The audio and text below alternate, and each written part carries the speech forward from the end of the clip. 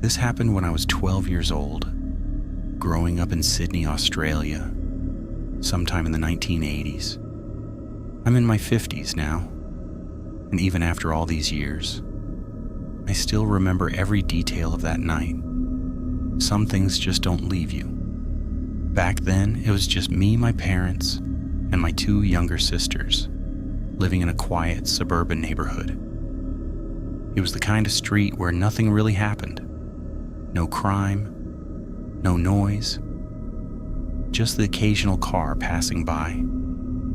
Most of the time, if my parents went out, we'd family come over to watch us. But this night was different. This was the first time my parents trusted me to babysit on my own. I remember feeling proud, like I had finally grown up a little, like I could handle it.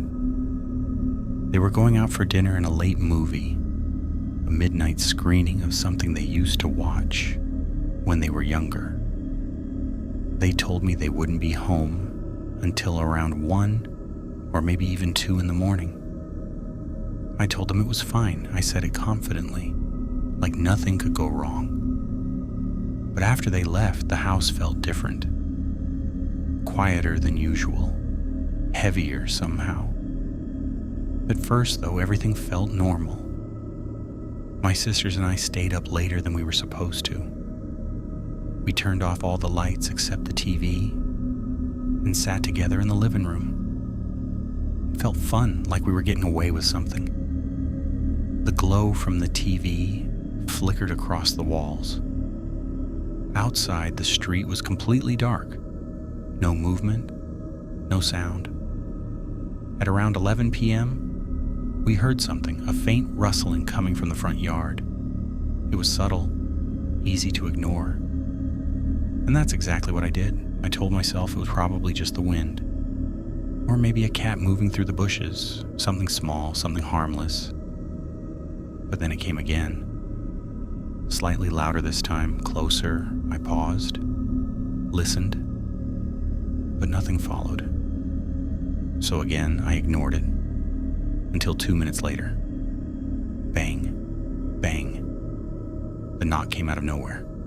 Loud, aggressive. It didn't sound like someone knocking politely. It sounded like someone trying to be heard no matter what. All 3 of us froze instantly. The TV was still playing, but I grabbed the remote and shut it off. The silence that followed felt thick, heavy, like the house itself was holding its breath. Another knock came. Harder, more impatient. Bang, bang.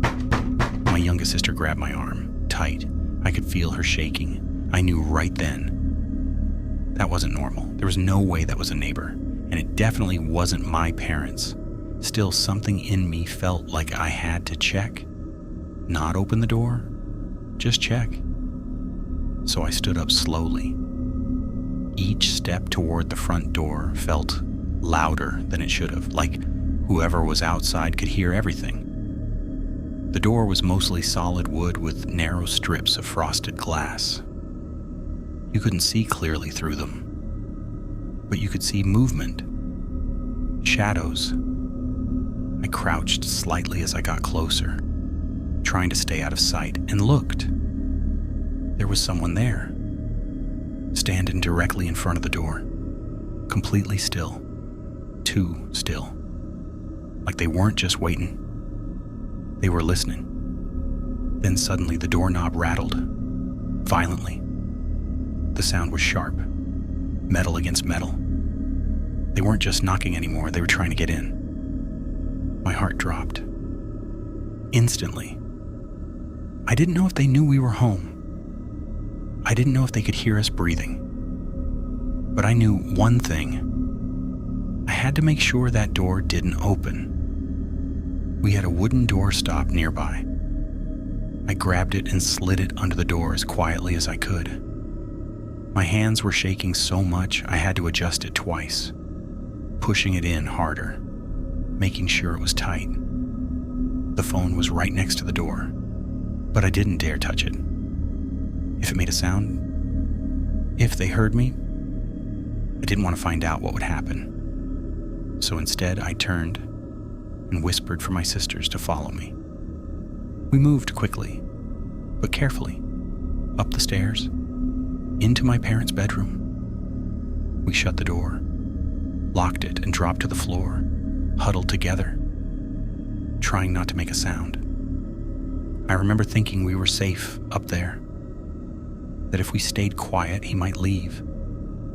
But then I remembered something. From my parents' window, you could see the entire front of the house, the front steps, the exact spot where he was standing. There were no blinds, just heavy curtains, and I knew I shouldn't look. Every instinct told me not to.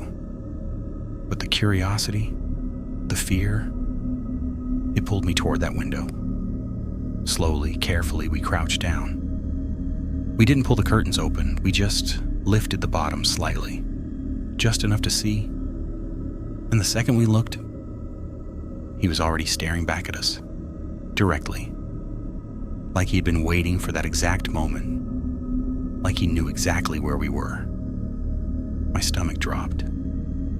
His face was twisted into this deep, angry scowl. His eyes didn't move, didn't blink. They just locked onto us, cold, focused. Then I noticed what he was holding. A brown paper bag, clutched tightly at the top, like whatever was inside had weight, like it mattered. Slowly, he lifted it up beside his head. His movements were controlled, deliberate.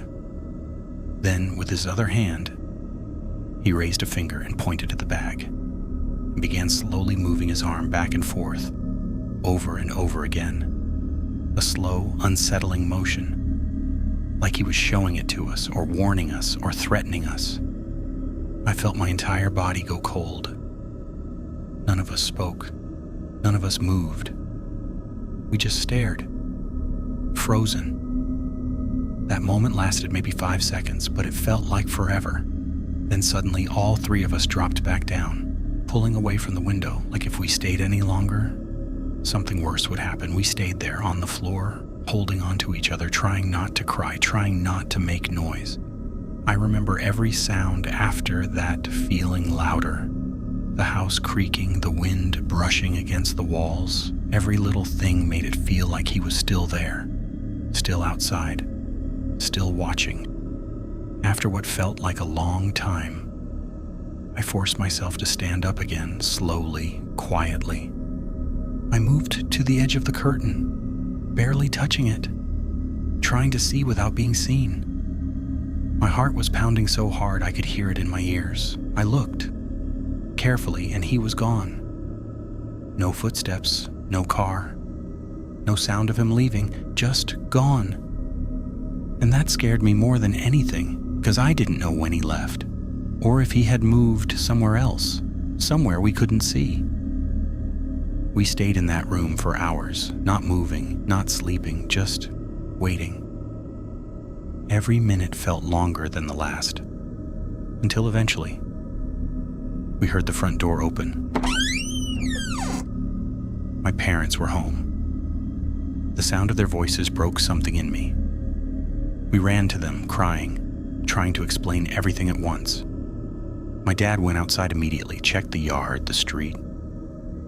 But there was nothing, no one, no sign that anyone had ever been there. He reported it, but nothing ever came from it. No one was found, no one came back. But even now, all these years later, I still think about him. The way he stared at us, like he already knew exactly where we were. The way he tried the door, like he expected it to open, and that bag. The way he held it, the way he pointed at it, like he wanted us to understand something. And I still don't know what was inside. But what unsettles me more now is everything we didn't see. Whether he had walked around the house before knocking, whether he had tried other doors first, whether he had been watching from the street before we even noticed him. Because when I think back to that first sound, that rustling in the yard, I can't shake the feeling that it wasn't random, that it was him. moving closer, testing, waiting.